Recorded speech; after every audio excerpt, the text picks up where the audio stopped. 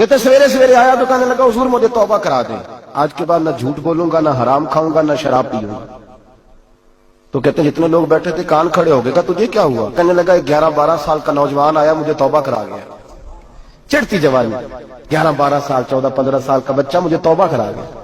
تو کہتے ہیں ہم محب حیرت ہوئے کہ اتنا سا بچہ؟ تو کہتے ہیں کسی نیک باپ کا بیٹا تھا، کسی پرہیزگار ماں کا بیٹا تھا، گھر میں تربیت ہوئی۔ اتنے بچے تو خانقاہ بھی نہیں جاتے، اتنے سے بچے تھوڑی کسی ادارے کے فارغ التحصیل ہوتے ہیں، کس مدرسے سے پڑھے ہوتے ہیں؟ کہتے ہیں چھوٹی سی عمر۔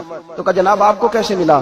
تو وہ شخص کہنے لگا حضور کل میں گیا بازار، میں نے بغداد کے چوک سے 10 کلو مچھلی بھی خرید لی اور کچھ اور ضرورت کی چیزیں بھی، مہمان آنے تھے، وہ سارا کچھ خرید کے میں جب نکلا تو سامان زیادہ ہو گیا۔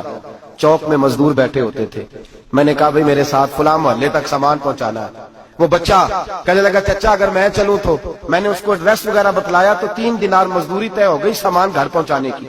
کہتے میرے ساتھ وہ نکلا اور جب رستہ طے کرنے لگا تو رستے میں گرمی بڑی سخت تھی، ظہر کا وقت تھا، ذرا ہم نے چند قدم اٹھائے، 2-4 گلیاں گزرے تھے کہ اذان ظہر کی آواز آنے لگی۔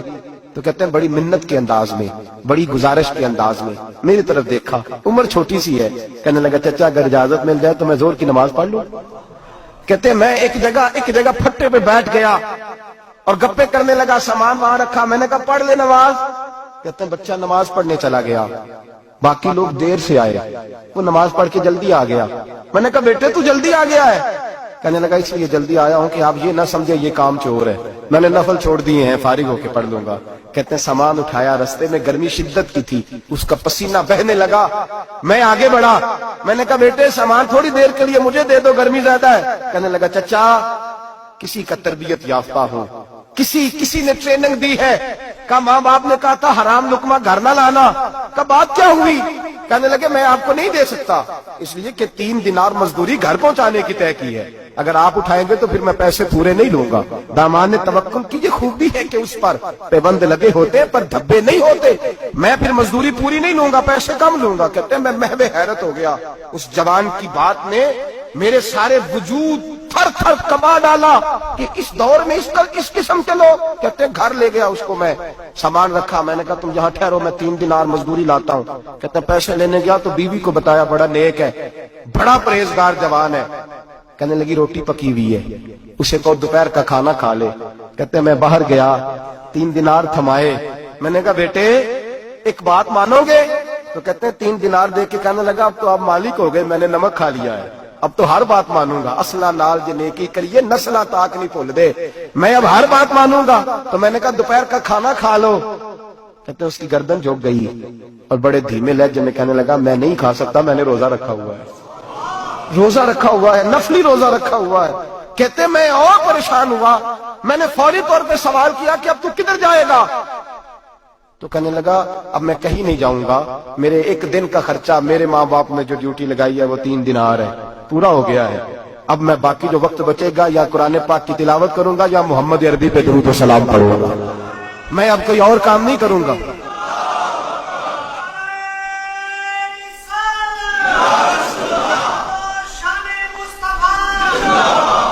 شخص کہنے لگا کہ میں نے کہا افطاری کر لینا، کہنے لگا مجھے مسجد بتا دو، میں جا کے اللہ اللہ کرتا ہوں، مجھے شام کو لے آنا۔ افطاری ہمارے ساتھ اس کی طے ہو گئی، مسجد چلا گیا، مغرب بعد لینے گیا تو کہنے لگا عشاء کے بعد آنا، اب تو میں نے پانی سے افطار کر لیا، کھانا کھانے جاؤں گا تو جماعت رہ جائے گی۔ کہتے ہیں عشاء کے بعد میں لایا، اس کو کھانا کھلایا، رات گہری ہو گئی تو میں نے کہا تو سو نہیں جاتا؟ کہنے لگا کوئی حرج نہیں، کبھی دور مزدوری کرنے نکل جاؤں تو رہ بھی جاتا ہوں، گھر والوں کو پتا ہے۔ کہتے میں نے مسافر خانہ کھولا، یوں سمجھیے ڈرائنگ روم بیٹھک میں نے کھولی، اس کو سلا دیا، میں اور میری بیوی اپنی معذور بیٹی کو روٹی دینے گئے اور ہم نے جا کے اس کو کھانا کھلایا جو ٹانگوں سے معذور تھی، اور ساتھ کہا کہ بیٹی آج بڑا پرہیزگار جوان ہمارا مہمان ہے، آج چڑھتی جوانی اور تقوی کی روشنی اس کے چہرے سے چمکتی، کیا بات ہے، بڑے ہی اچھے گھرانے کا تربیت یافتہ ہے۔ کہتے ہیں بچی کو کھانا کھلا کے لوٹے، اپنے کمرے میں سو گئے، بیٹی اپنے کمرے میں لیٹ گئی، ترس گئے تھے کہ بیٹی قدموں پہ چلے۔ تہجد کا وقت ہوا تو دروازے پہ دستک ہوئی، بڑی بے چینی کے ساتھ اٹھے میاں بیوی، کون ہے؟ بیٹی کی آواز آئی ابا جی دروازہ جلدی کھولیں۔